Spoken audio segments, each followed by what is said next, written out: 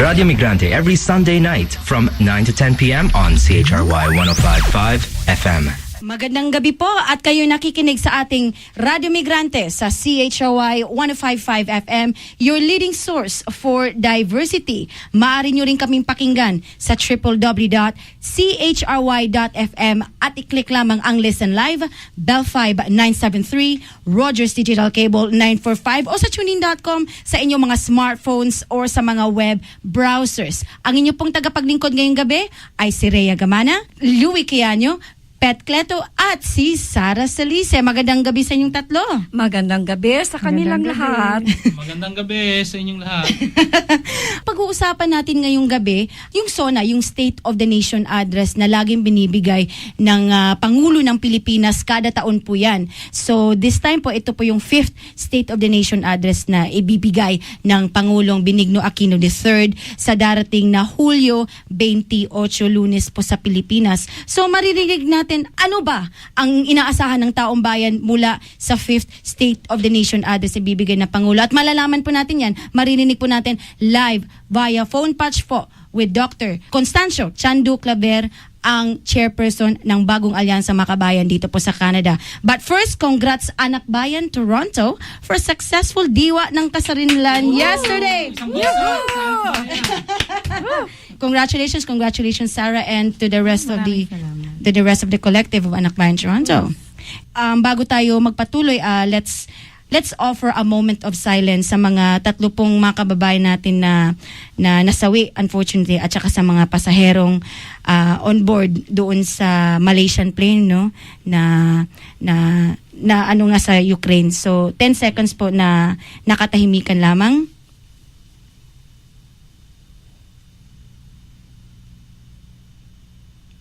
Okay. So, yun po ang ating intro ngayong gabing ito, at bago tayo magpatuloy doon sa ating feature interview ngayong gabi ay news and headlines muna tayo.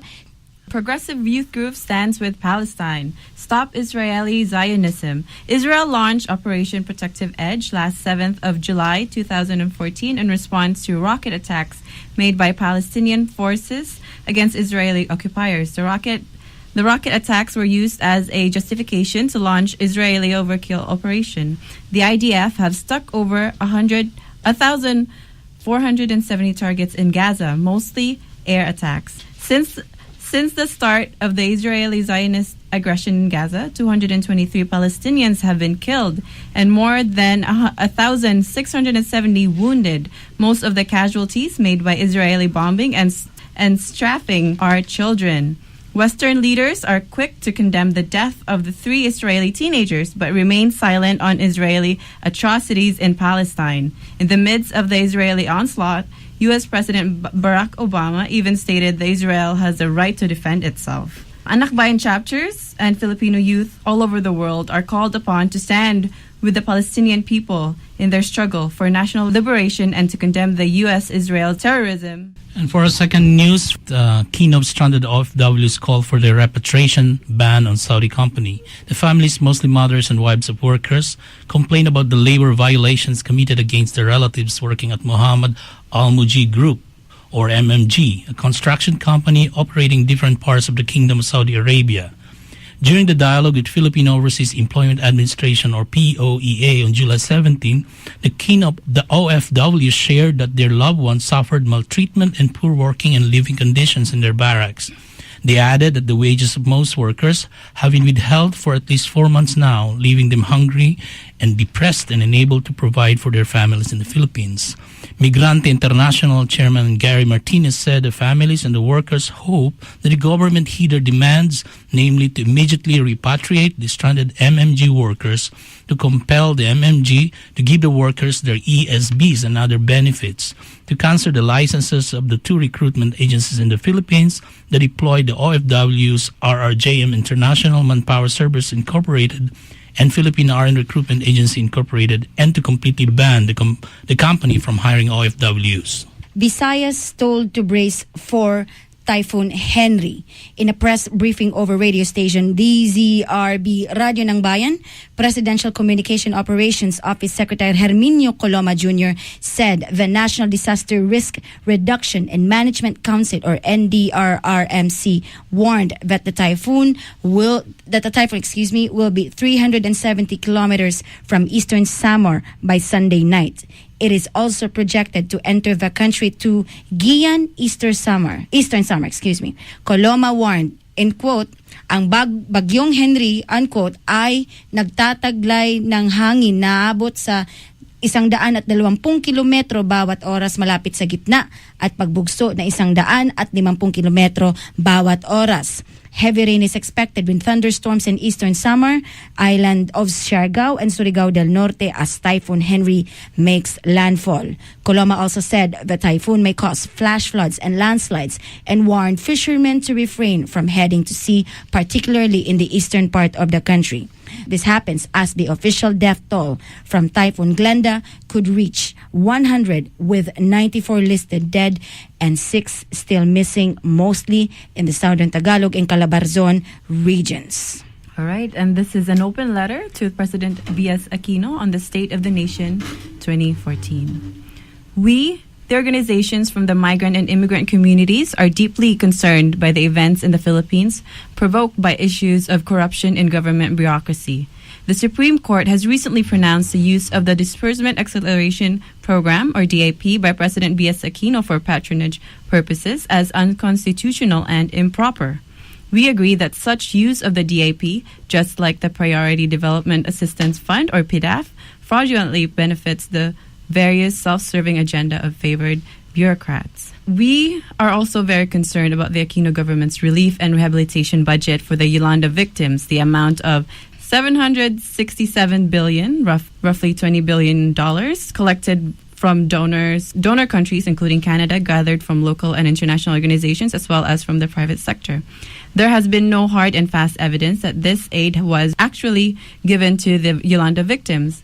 There has been no clear accounting on the amount of monies, but the message is very clear that these monies went to corruption, similar in mechanics as the DAP and PDAF. On the other hand, to this day, the typhoon victims and their families live in shanties made of cardboard.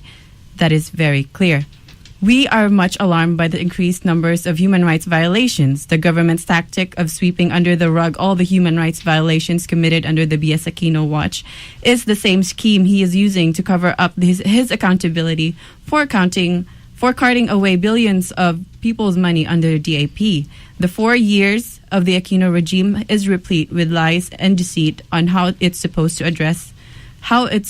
addresses extrajudicial killings and human rights violations in the country. To date, the human rights victims of extrajudicial killings under the Aquino regime has totaled to 204.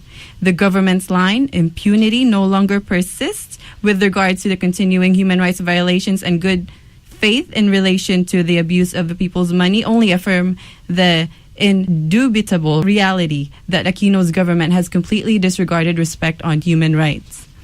Okay, bago tayo pumunta sa ating feature interview. Well, it's time to wave your flag. Here's your chance to represent culture in your favorite radio station this summer. Pre-order a custom t-shirt with the flag of your choice incorporated into the CHRY logo. Order today for a 1-week turnaround for only $28.75, tax included. We have over 35 flag options available. Check them out on facebook.com/CHRY radio and submit your order to swag@chry.fm. Mamaya po ipapost po natin yung ads na yan mamaya pagkatapos ng Radyo Migrante. At umorder na po kayo as soon as possible po. Live po via phone patch si Dr. Constancio Chandu, Claver, ang bagong Alyansang Makabayn, Canada, chairperson po. So, pag-uusapan natin ngayon ang SONA at ano nga ba yung gustong malaman ng mga taong bayan kung ano yung sasabihin ni Benigno Aquino III sa kanyang 5th State of the Nation address na darating po sa July 28. So, magandang gabi po, Doc Chandu. Magandang gabi sa lahat ng nakikinig sa radyo. Good evening. Good evening po. Maraming salamat po sa pagpapaunlak ninyo sa amin sa Radyo Migrante po. Yeah, I'm happy to be with you. Magandang opportunity ito para sa atin. para we can share yung mga alam natin kung tungkol dyan sa mga nangyayari sa atin. Magandang gabi po, Dr. Claver, si Louie Caño po ito. Tumbukin na po natin ang pag-uusapan natin ngayong gabi tungkol po sa SONA. No? Kung natatandaan ko po, ay kung tama po ako, nung SONA 2010 po, ay nagpadala ko ng sulat sa kauupo pa lamang na Presidente BS Aquino. Maaari niyo po bang ipaliwanag ang nilalaman ng sulat na yun? At sumagot po ba ang Pangulo tungkol dito? Noong 2010, that was bagong-bago pa lang na nag-assume itong si Noynoy Aquino as president. Ang context nun dahil bago pa siya, ang sulat nun was that we were yung SONA niya at that time, 2010, never touched on other issues such as human rights, for example. Ang especially sa akin, which was it was a personal thing dahil malaki yung sinisingil ko sa Philippine government tungkol sa nangyari sa akin, sa pamilya ko at sa asawa ko. We were hoping na merong at least i-mention itong si Aquino at the time ng 2010 SONA niya tungkol dun sa paano niya i-manage ang extrajudicial killings na nangyayari sa Pilipinas. Pero wala naman yon, ano? So it was a letter of criticism nung 2010, and actually he never replied to the letter. So mula po nung 2010 hanggang 2014, ano po ang kalagayan ng human rights situation sa Pilipinas? Nagbago po ba ito? Lumala po ba ito? We should remember na yung kung titingnan natin yung measure ng for example extrajudicial killings as a measure kung paano nangyari, ano na ang nangyari sa time ni Noynoy Aquino. Actually, since the time ng he assumed office, there has been less EGKs or extrajudicial killings compared to time ni Arroyo, you know, but still very significant. 192 extrajudicial killings and 21 activists who have disappeared during the time of Noynoy are actually very significant. So, especially pa naman sa mga 192 na ito, marami sa mga to, halos nearly one-third of this mga indigenous peoples na gaya ko. Tungkol ho dito sa ikabit ho natin ito sa issue ngayon ng pork barrel, ano po? Gusto ko lang pong alamin kung ang mga extrajudicial killings na ito o human right violations ay actually pinopondahan ng gobyerno.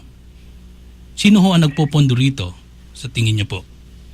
Hindi, we should look at it as the way na parang ang nangyayari niyan, extrajudicial killings are done by state agents, right? And state agents are actually mga are paid and trained by government. So ang nangyayari niyan is just it's part of the way they do it. Right? The military, for example, which has been pinpointed by a lot of human rights organizations as well as the United Nations as being instrumental sa mga extrajudicial killings na to, are actually part of the state machinery. And the state machinery, you don't have to have a special fund to be able to do what they want to do. Pinopondohan yan ng gobyerno. Dr. Claver, si Pet Cleto po ito. Regarding naman dun sa mga military intelligence at non-combat operations, ano po ang masasabi natin dyan? For example, ang nangyayari dyan is that the president has actually a very big discretionary fund for intelligence purposes. And we do not know where that is going. Just like the disbursement acceleration program that he has now, we do not have really any records of what he does with his intelligence funds. He has a big apportionment of intelligence funds that he and only he can actually disburse. Doc, si Rhea po ito. Meron tayong ipapatugtog na video. Pakinggan nyo po at hihingi kami ng reaction sa inyo. May mga pagkakataon po na kailangan ng agarang pondo para tumugon sa mga biglaang pangangailangan. Halimbawa, ang tulong para sa pamilya ng sundalo at polis na nasawi sa pagre-responde sa MNLF Miswari Faction sa Zamboanga. Gayon din sa paghahatid ng ayuda nang sumalanta ang bagyong Sendong. PSF po ang pinanggalingan nito. Kung wala nito, kung walang calamity o contingency funds, mananatiling ang ating mga kabayang nagdurusa. Dahil nung araw, inabuso ang pondong ito. Baka raw abusuhin naman ito ngayon. Kahit walang paratang ng pagnanakaw o kamalian ng paggamit, ang mungkahi ng ilan, tanggalin na lang. Tanong po, makatwiran po ba ito? Maganda po sana kung ganun kasimple, pero paano po kung magkaroon ng sakuna? Buenas na tayo kung may session sa batasan. Mahina po ang 4 na buwan ng debate at pakikipagpalitan ng sulat sa Kongreso bago maaprobahan ang pondong pwedeng gugulin. Kung ikaw ang nasa Zamboanga City at umihilab ang sikmura ng anak mong iyak ng iyak, matatanggap po ba kung sabihin sa iyo ng iyong gobyerno, pasensyahan muna tayo? May pera naman at may sapat tayong mekanismo upang siguruhing mapupunta ito sa dapat kalagyan. Tama bang Okay, narinig niyo po yung sinabi ng Pangulo ng Pilipinas. Ito po ay pinablish po noong October 30, 2013. Reaction po tungkol sa sinabi niya. Is this with regards to the disbursement acceleration program ng Presidente? Opo. At saka yung President Social Fund na ang sinasabi niya ay ito raw ay nagpro-provide ng ayuda doon sa mga tinamaan ng bagyo. Special binention po niya yung Sendong. So sa tingin niyo po ba napunta ba talaga yung DAP doon sa mga ayudang yun? At saka ang question din po rin natin ay yung mga donations ng mga taong bayan sa loob at labas ng bansa. Tingin niyo po ba napunta doon sa mga talagang tinamaan ng bagyo? First things first, ang pagbibigay ng relief and disaster rehabilitation is the responsibility of the state. Kaya hindi yan dapat, hindi a contingency fund or a social fund for that purpose is a responsibility of ng gobyerno. Kaya hindi yan dapat ini-special fund yan. That is the responsibility of the Philippine government. And so, kung ang nangyayari dito is that what we are trying to discuss and actually ban is yung disbursement acceleration program niya, which actually is being ang sabi niya noon was actually for delivering services to the people and stimulating the economy. Yun yung mga sinabi niya na reason ng DAP na yan, yung Disbursement Acceleration Program. Now, in his statement ngayon, he seems to be misleading us by playing on our emotions and our concern for our compatriots during disasters and everything, and lumping together yung contingency funds na kailangan talaga ibigay ng gobyerno, mixing it up with yung problem ng disbursement acceleration program. Now, the disbursement acceleration program is a different one. It is actually being given to yung mga local legislators, local government officials, national agencies, for na parang yung Priority Development Assistance Fund din. So actually, the DAP, what he's saying in his statement is that he's trying to mislead us. The DAP is the presidential corp. Kung tutuusin, no? Now, ang sinasabi niya is that he needs this to be able to give relief. No. He should not be mixing that up with what the government actually has to give. We do not have to, it is a responsibility of the state to provide for relief and disaster rehabilitation. No question about that. And dapat talaga i-fulfill nila yan. Kaya sa related question mo kung tungkol ginawa ba nila yan sa mga past, no. if you look at the assessments ng mga previous disasters, they never really actually did it. So actually, what yung statement niya ngayon is quite misleading. He is trying to confuse us with what we are trying to criticize him about, which is the disbursement acceleration program. So pwede po nating sabihin, Doc, na ang DAP, PDAP, o kung anumang pangalan, pare-pareho lang yan. Lahat yan pork barrel.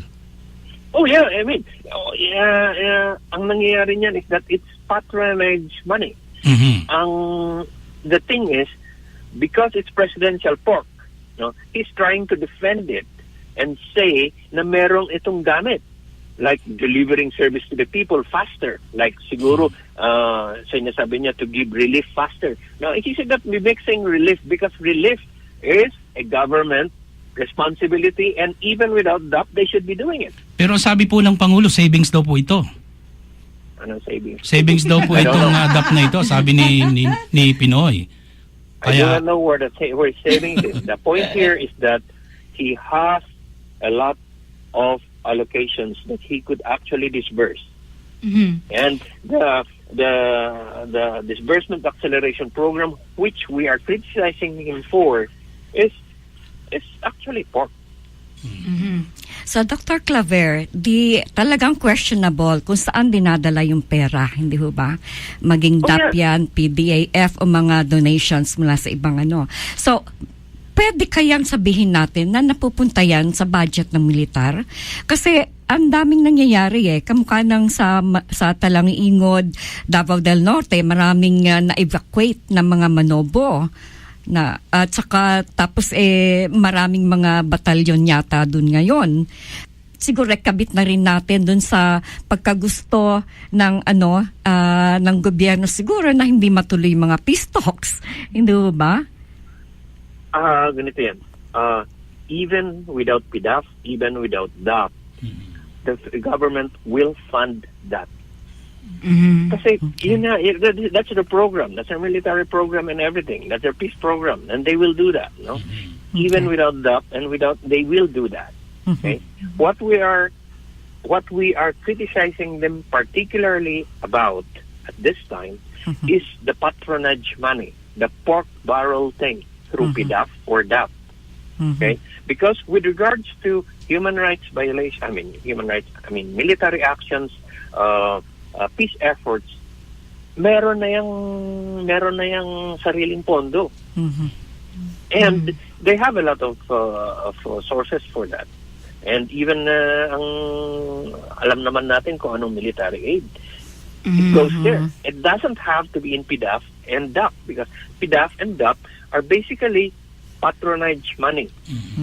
Money that you give to beneficiaries, either a politician or an agency or a group, na you will be getting favors from. So, you will get something from that. So malinaw na ho ito ay pork barrel. Ngayon, sigurado ho din tayo na ito ay maaring isa sa mga topic na sasabihin ni Pinoy sa kanyang SONA. So ano po ang maasahan natin sa SONA kung ang lalamanin din naman ng SONA na ito ay mga panluloko, mga pagja-justify sa DAP at sa PDAP? Based on mga previous niyang SONA, of course, the President will try to defend himself. And with regards to yung panayan, PDAP na yan, is trying to cover himself with yung prosecution nila Revilla, Estrada at Rodriguez to prove that he's doing something about it. But he hasn't answered about the disbursement acceleration program. And probably he'll try to defend that in the same way that he did yung dun sa Plenane yung voice bite. Right? He'll probably try to paint a brighter picture of the economy, and siya was able to raise the economy. But as you know, that is not how Filipinos look at it, especially the majority of Filipinos. The recent surveys show that actually 3/4 of Filipinos in the new surveys are seeing themselves as getting poorer. right? And another topic that he'll probably try to cover in order to cover his deficiencies is to come up is to discuss yung and blow up yung peace agreement with the Moro rebels as a way of saying that yan yung mga accomplishment ko sa time ng SONA na to. Isa pa rin ho sa mahalagang issue na patungkol dito sa DAP ay yung pagdeklara ng Korte Suprema na hindi to naaayon sa konstitusyon. Ano ang tingin nyo dito? Which? Yung pong Disbursement Acceleration Program ng Presidente ayon sa Supreme Court po ay illegal daw ito at unconstitutional. Sabi naman ng Pangulong Pinoy na hindi daw parang gusto niyang hamunin ang ayaw niyang irespeto ang desisyon ng Supreme Court. Let us see how it will develop. If the Supreme Court has made its decision, titingnan natin kung how it will hold on to yung ganyan and resist any changes of the rulings niya. Kasi siyempre, alam naman niyo kung paano ang politika natin sa atin, sa Pilipinas. The executive will try to do pressures like you know what happened to Corona, and actually the DAP was involved in the ouster of Corona. So it is a wait and see thing. Titingnan natin kung paano how the president will resist and or fight back Supreme Court. Pero hopefully people will actually be able to see kung paano yung deception that this present state is trying to cover up its patronage money. Dok, kahapon, yung Anak Bayan Toronto ay nagdiwang ng Diwa ng Kasarinlan, third annual po nila, at pinakita po doon sa event na yon yung video na ginawa ng Ibon Foundation. Patungkol po ito sa Philippine national situation po. One example po. Nabanggit po doon sa video na may 5,000 at 5,000 at 17 na mga kababayan na po natin ang lumalabas na po ng Pilipinas araw-araw po para mag-survive po at saka ang kanilang pamilya at saka yung sinasabi po nilang ayaw na nilang gamitin yung salitang labor export pero gusto nilang gamitin yung managing migration at saka partners for development. Reaction po doon at isa pa po ay comment po doon sa umaangat ko na gross domestic product na 7%, pero nasaan po yung growth na yon? Karami-rami po na mga kababayan natin sa Pilipinas ang mas lalo naghihirap. 2 comments po doon po sa dalawang nabanggit ko po. I'll start with the second one. Tungkol dun sa people may growth of the 7% dun sa GDP. Hindi yan gaya ng sinabi ko earlier during this interview, hindi yan nakikita ng Pilipino. Ang latest surveys is that more and more Filipinos are finding out that they're getting poorer and poorer. So kung saan man nanggagaling yung statistics ng 7% GDP, it's not the majority of the Filipinos who are actually benefiting, but actually a small portion of the ruling class ang getting richer. And so hindi yan I mean, I do not see that happening. That might be in the papers. It's easy to come up with statistics. Now, with your second question, it's actually a more complex one because we have to remember na ang labor export is not just a Philippine phenomenon anymore. Ito is a world phenomenon that is actually being pushed by ang mga malalaking countries, the first world nations, as well as the WTO and the proponents of neo-colonial and free trade. So, yung ko na yan, dahil labor export doesn't really sound very nice. They've been trying to come up with better terms like like the term that you used a while ago? Managing migration po, at saka yung tawag po sa OFWs ngayon ay Partners for Development. Things like that. They are trying to make them as rather than just workers na binibigyan ng palamuti or decorations in order to be mas matanggap. Pero we have to remember that this is a growing phenomenon, not only in the Philippines but in also other countries. And this is a globalized, network that's doing it. And so, even yung mga, if you remember yung mga migrant conferences ng mga big countries, yan ang mga tono ng mga forum nila. How to use migration as a part of development and things like that. But we have to always remember that it is actually a form of icing in order to cover up exploitation of migrant workers. That, in the bottom line, it is still the use of the resources of poorer countries in order to enrich the richer countries. Yan pa rin ang mga context na mga ganyan. And no matter how they make it sound nicer, it is still exploitation. Nabanggit niyo po na worldwide phenomenon na ang labor export policy. Papunta po tayo doon sa international solidarity context po, ano. So sa mga nangyayari po ngayon, yung mukha ngayon ng Pilipinas, gaano po kahalaga ang international solidarity po para sa ating lahat? International solidarity in many sense is very important. For example, if we just look at, for example, the local situation in Canada about temporary foreign workers and the attacks on the temporary foreign workers, and particularly Filipino caregivers, for example, by the government, by the Canadian government, representatives of the Canadian government, it is clear na meron talagang need for us to be linking up with other organizations, other migrant organizations, as well as unions dito, dahil it is an attack on workers. And that one thing is something that could illustrate this.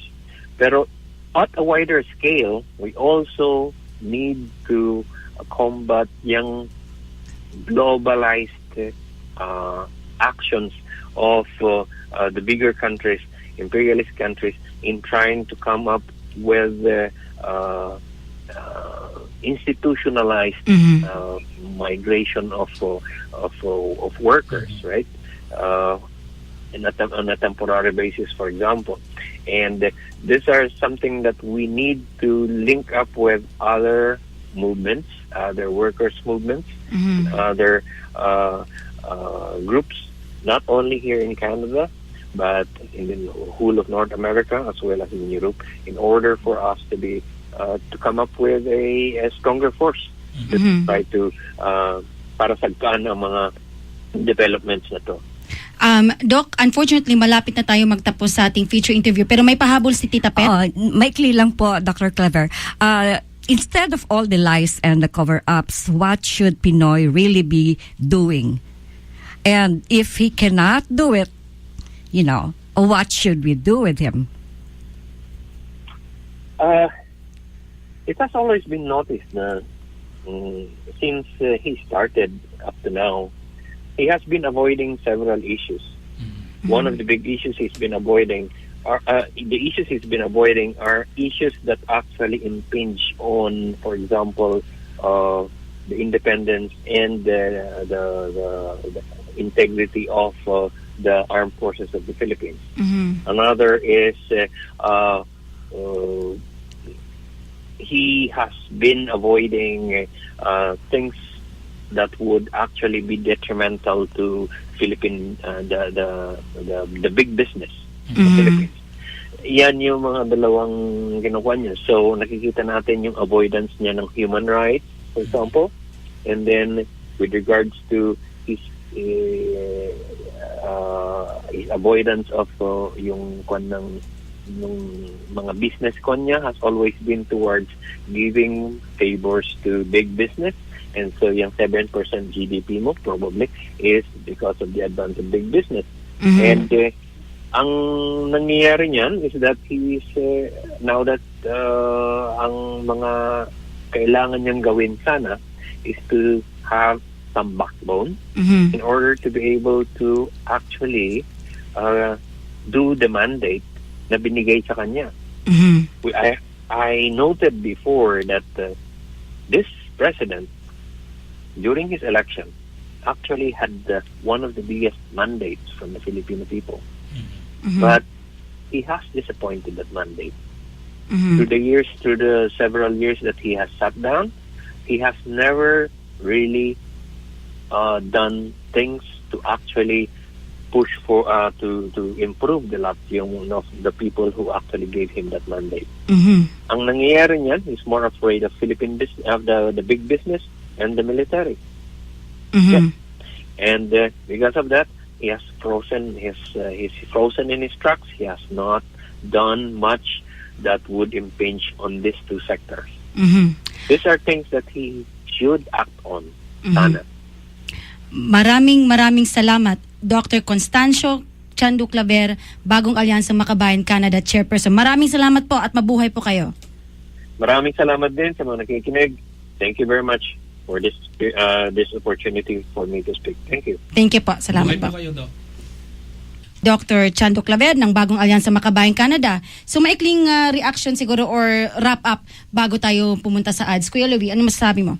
Naku, malaking, talagang ito isang malaking lokohan talaga to. Pera ng pinag-uusapan bilyon-bilyon to. Ito talagang kung gagamitin ito para sa kapakanan ng sambayanan, sigurado hindi maghihirap talaga ang Pilipinas. Marami tayong pera, ang problema napupunta sa bulsa. No? At wala namang napaparusahan. Hindi ba, Tita Pet?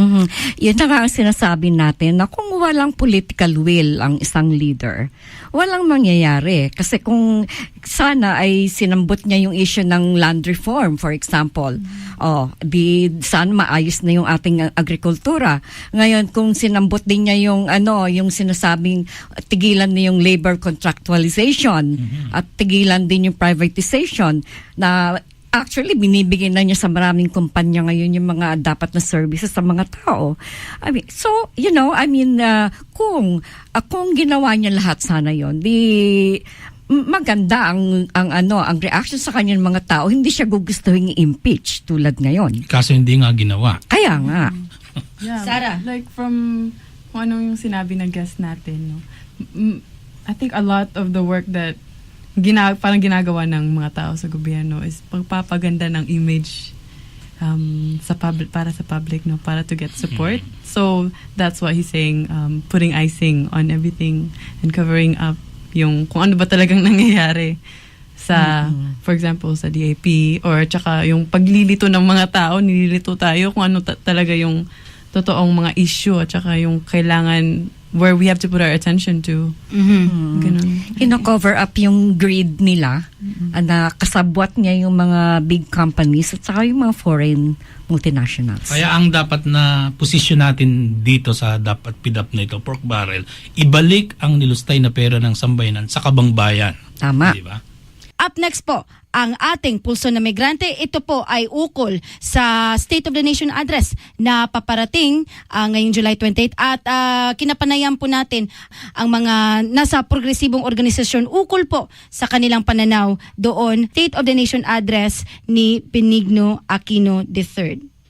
Magandang gabi po. Ito po si Rhea Gamana sa Radyo Migrante sa CHRY 105.5 FM, your leading source for diversity. Kaharap ko po ay si Perry Sorio, Vice Chairperson ng Migrante Canada, upang hingian ng reaksyon ukol doon sa naging pulong nila kasama ang Philippine Consulate. So magandang gabi at ano po yung reaksyon ukol doon? Itong aming delegation meeting ngayon ay ito'y pangalawang delegation meeting na aming regularly kinoconduct with the Philippine Consulate dito sa Toronto. Itong meeting na to ay may 3 puntong agenda. Una, yung i-register yung aming concern about the increasing human rights violations sa Pilipinas. Pangalawa ay ang tinatawag natin pork barrel in the light of all of this issue ngayon at yung impeachment ni Pinoy Aquino, no? So, pangatlo ay ang improvement of consular services. Sa akin, ang pinakamahalaga sa lahat, bukod dun sa pag-register ng ating concern sa human rights violation at pork barrel, ay yung push para sa improvement ng consular services. Dahil across Canada ay hinihiling ng mga kababayan natin na magkaroon ng mga needed resources. So, binigyan namin sila lang ng update. Inaasahan namin makipagtulungan sila para pagpasok sa Kongreso ng budget discussion, deliberation tungkol sa foreign affairs at saka sa consular services ay magkaroon ng katuparan na itong inaantay nating opening of consular services dito sa Winnipeg at sa Alberta at magkaroon pa ng extended hours of operation dito naman sa Toronto. Maraming salamat. In front of me is Bern Hagunos, Global Council Member of International Coordinating Committee on Human Rights in the Philippines, and we will ask her reaction on the recent meeting that they had with the Philippine Consulate. So good evening, Ms. Hagunos, and what is your reaction to that meeting? The purpose for raising these issues on human rights, particularly the extrajudicial killing, is to request the representatives of the Philippine government, the consulate here in Toronto, to convey our concerns on human rights to the Philippine government. They are the channel for communicating with the Philippine government of such concern. Of course, we are grateful that they gave us the time to meet, and to hear these concerns. On the other hand, what I heard personally, and I think that's also the group, is a rationalization of the extrajudicial killings, undermining the issue, also giving some reasons which were, for me, just an excuse. So my concern is, would they be able to convey the concerns that we brought to them? If they themselves are rationalizing the killings and the human rights violation, undermining the issue, would they properly convey the concerns that we brought today? It's the same with temporary foreign workers and the migrant workers issue. The denial about the labor export policy of the Philippine government, it looks like they don't seem really to recognize that this is a problem. And so we were there to raise this concern so that they can convey and channel this concern to the Philippine government. My concern is that with this kind of rationalization and attitude, they would not be able to properly convey what we have communicated to them today. Thank you so much. Kaharap ko po ay si Sara Salices, Secretary General ng Anak Bayan Toronto, upang magbigay ng reaction ukol doon sa meeting na naganap with the Philippine Consulate. So magandang gabi, Sara. Ano yung reaction doon sa naganap na meeting with the Philippine Consulate? Magandang gabi, Rhea, tsaka magandang gabi sa kikinig ngayon sa Radyo Migrante. Yung meeting namin, matagal siya, pero it's because yung interaction at saka yung conversation, it was really back and forth.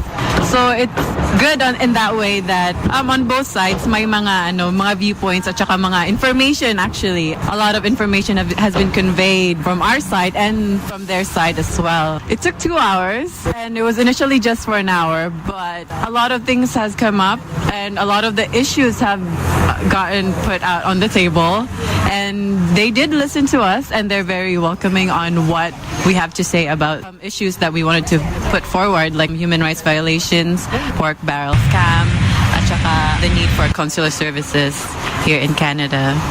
You were tabling the human rights situation sa Pilipinas, and they said that they would convey this dun sa Philippine government. No? Reaction on what they're saying, that yes, they would convey it, pero anong sa tingin mo na? At saka yung isa pang question ko pa, yung sinabi nila na they don't want to use the word labor expert anymore. They want to manage migration. Reaction dun? Okay, this is from what I got from the meeting. Yung sinabi nila in terms of the human rights violation and the use of paramilitaries sa countries in the Philippines, I got the feeling na they seem to be using a certain culture in the Philippines that, for example, in Mindanao, I guess I forgot the term, but it's kind of like the same idea of an eye for an eye. Pag sinaktan mo a member of my family, then sasaktan ko rin whoever hurt my family. So it was that kind of idea that kind of, I think one of them seemed to rationalize the use of paramilitaries and the human rights violations in the Philippines, which is kind of concerning. Tapos ano rin, the justification of why there is such a thing as yung mga militar nga going into the communities, there wasn't really a lot of explanation on. They didn't really say or clear out what the rationale is on the government's perspective on that one. So that's that for that part. And in terms of labor migrants, yung mga overseas Filipino workers, they did mention that the government doesn't see migrant workers now as the heroes, modern heroes of the Philippines.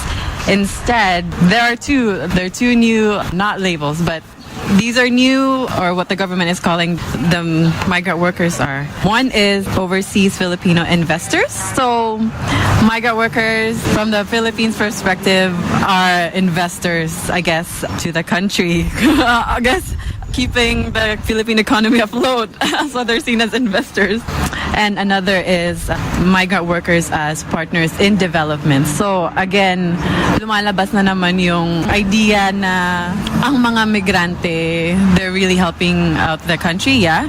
And also because of development, it's like using migrant workers as the pillars of Philippine economy when it's the labor of yung idea na kailangan pang lumabas ng mga Pilipino para makatulong sa sariling bayan, that kind of stuff, which is really, really concerning when what the government can do is actually have actual jobs, good paying jobs in the country, and of course national development, the country having an industry that can really sustain the economy. Thank you. Okay, yun po ang ating panayam sa mga organisasyon ukol dun sa kanilang meeting with the Philippine Consulate, as well as ito na rin yung contribution natin sa SONA, ano? So bago tayo magtapos, meron tayong mga community listings. Go ahead, Kuya Louie. Oh, it's time to wave your flag again. Here's your chance to represent culture in your favorite radio station this summer.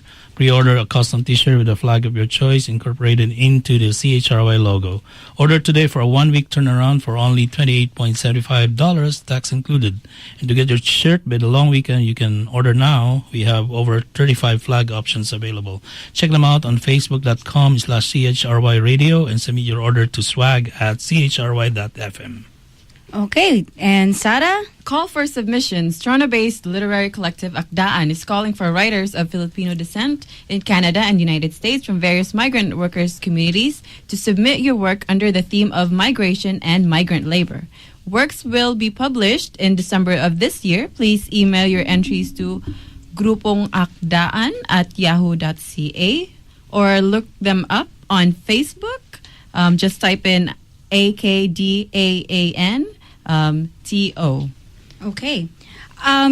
Meron tayong isa pang announcement para kay tungkol dun sa pagdating ni Father Rex Reyes. Mamaya po, unfortunately kasi wala na tayong oras, mamaya po ilalagay po natin yon sa Radyo Migrante event page. Ito po yung public forum na darating po sa August 7. So, Tita Pet, very quickly na po. Inimbitahan tayo ng Concerned Filipinos of St. Anthony's sa kanilang 23rd anniversary bilang isang organisasyon. Ito ay sa Sunday, 3:30 p.m., July 27, sa St. Anthony's Church, 1041 Bloor Street West. Magpunta po tayo. Okay, maraming salamat Tita Pet, Kuya Louie, and Sarah. Maraming salamat po sa pakikinig sa Radyo Migrante dito lamang sa CHRY 105.5 FM. Up next, Roy Green of Odyssey. Kaya sa ating success sa ngayong gabing episode nito, isang bagsak. Alright, maraming salamat po.